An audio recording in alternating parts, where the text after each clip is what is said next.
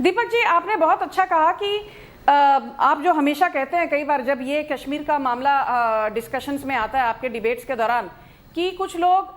जिस थाली में खाते हैं उसी में छेद करते हैं और हाथी के दांत खाने के और दिखाने के और इनका यही हाल है कि ये रहते भारत में हैं, भारत के पासपोर्ट के बलबूते पर ये दुनिया जहान घूमते हैं, भारत की सरकार से ये माइनॉरिटिज्म के तहत कई प्रिविलेजेस इनको हासिल होते हैं। आर्टिकल 28 और 30 जो हमारे संविधान ने माइनॉरिटीज के लिए दिए हैं, ये हम लोगों पर एलिगेशन लगाते हैं कि हम हिंदू राष्ट्र बनाना चाहते हैं। नरेंद्र मोदी की सरकार मेजॉरिटेरियनिज्म का ऐलान कर चुकी है, पर प्रॉब्लम ये है हाँ मेजॉरिटेरियनिज्म की नहीं है दीपक जी, प्रॉब्लम भारत में माइनॉरिटिज्म की है। और मैं ये कह दूं, मुझे बिल्कुल आश्चर्य नहीं हो रहा कि कभी ये कटोरा लेकर चीन के पास पहुंच जाते हैं, कभी ये इमरान खान से दुहाई करते हैं, कभी अभी नया इनको शौक चढ़ा है कि जो बाइडेन से बोले कि भाई आप 370 को हटाइए। जो आपने कहा मैं इनको कह दूं, आर्टिकल 370 कॉन्स्टिट्यूशन के पार्ट 21 यानी कि 21 के तहत हमेशा से ये कहा गया था it was temporary, transitional and transient, मतलब अस्थाई और क्षणिक था।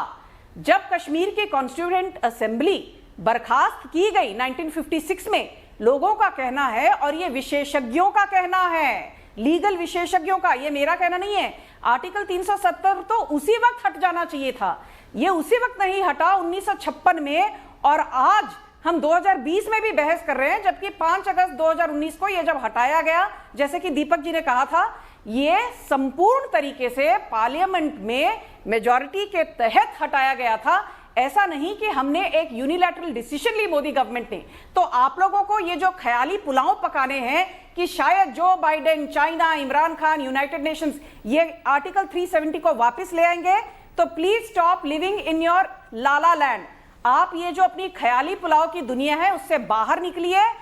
जम्मू एंड कश्मीर में कश्मीरियत के नारे लगाने वाले आप लोगों को यह बात सुनकर अच्छा नहीं लगेगा कि कश्मीर की पूरी जनसंख्या भारत की जनसंख्या का 1% भी नहीं है एवरेज में पिछले 70-73 सालों में। पर आपको पता है कि साल भर साल लगातार हर साल पिछले 2-3 दशकों से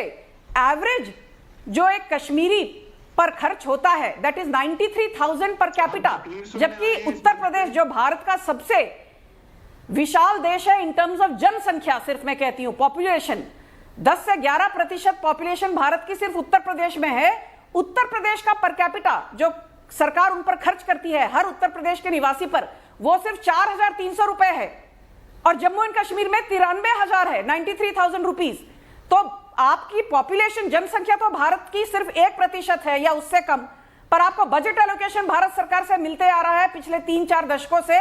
एनीवेयर बिटवीन 10 to 13%, 10 से 13%, और फिर भी आप कहते हो कि हम मेन स्ट्रीम नहीं हुए, हाय आर्टिकल 370 क्यों हटाया जा रहा है। यह सिर्फ उन लोगों के पेट में दर्द हो रहा है जो आर्टिकल 370 के तहत परिवारवाद की राजनीति करते आ रहे हैं।